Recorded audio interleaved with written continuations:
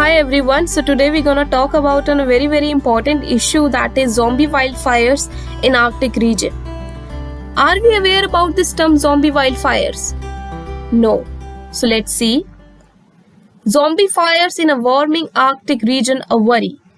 So this is the headline from Down to Earth, and this photo is showing a satellite image showing a fire burning 100 kilometers west of Yakutsk, Siberia, and this is the photo of September 26th, 2020. This is a very recent photo, and we can clearly see that how these fires are spreading very easily and we are not able to handle it. Why? What's the reason? And what are zombie fires? Zombie fire is a fire from previous growing season that can smolder under the ground, which is made up of carbon-rich peat. These are the fires which burn underground and get their name because they continue to burn even after surface fires are put out. They are nearly impossible to extinguish. Nearly impossible because we don't have techniques till now from where these fires are coming. Because these fires are underground. And why these fires are underground? Because we have a carbon-rich soil under that snow. And carbon-rich soil is highly vulnerable to fire. And when the weather warms, the fire can reignite also.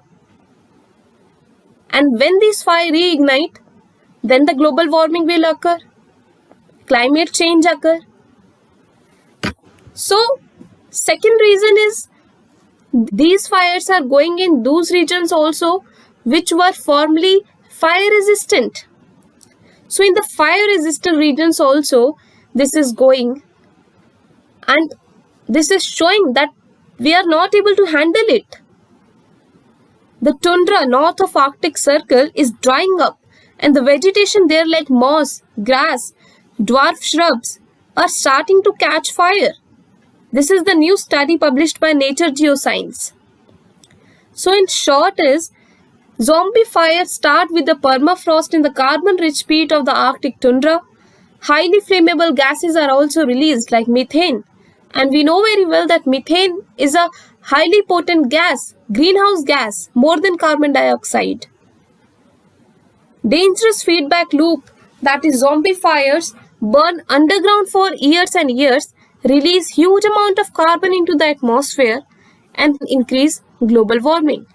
So this is the dangerous feedback loop which is occurring and not a good example or not good for Earth. Wildfires on permafrost in Siberia south of Arctic are not uncommon. So these fires are not uncommon. These are very common in cold regions like Alaska, Siberia. And team found that 2019 and 2020 burning occurred well above the Arctic Circle, a region not normally known to support large wildfires. The fire and the record temperatures had the potential of turning the carbon sink into the carbon source and increasing global warming. So what's happening in Arctic right now?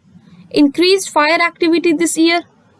Smoke bubble has developed over the North Pole, which is equal to the Canada country. This smoke bubble is not good because this absorbs sunlight and increase the temperature and do snow melting and permafrost melting and more fires like this. Fires burning since middle of June, and the season of these fires are May to October. So this is the map showing the soot and ash accelerate the melting of ice in the Arctic region and permafrost. So the red region is showing that high ash and soot content is there and increased melting of snow is there. More than 3.2 million hectares on fire as of July 29.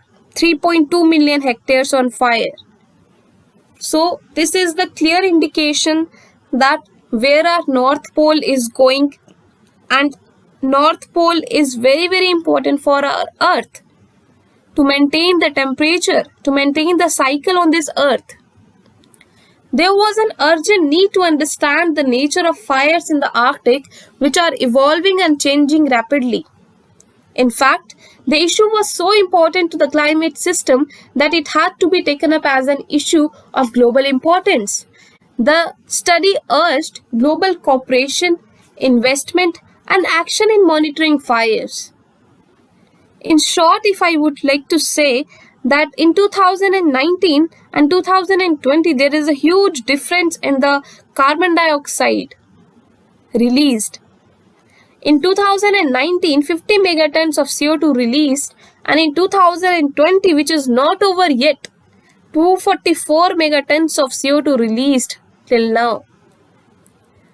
So in 2020, 244 megatons means 244 into 10 raised to power 9 kilograms of CO2 released. Fires also release other pollutants, which is worsening the air quality of Europe, Russia, and Canada. So Siberia is not the only region or hotspot for these zombie wildfires. There is Alaska and many other regions are there which are having these fires. Not just zombie fires, but also lightning strikes or human activities is also the reason of global warming. So we should do study on this because we are not having techniques of this to tackle these zombie wildfires. So in my opinion, we should do more focus on Paris Agreement. So this is the end of the video. If you like it, please do like, share and subscribe and press the bell icon also so that you will get the notification for my further videos. And please keep the environment safe and clean. Thank you so much.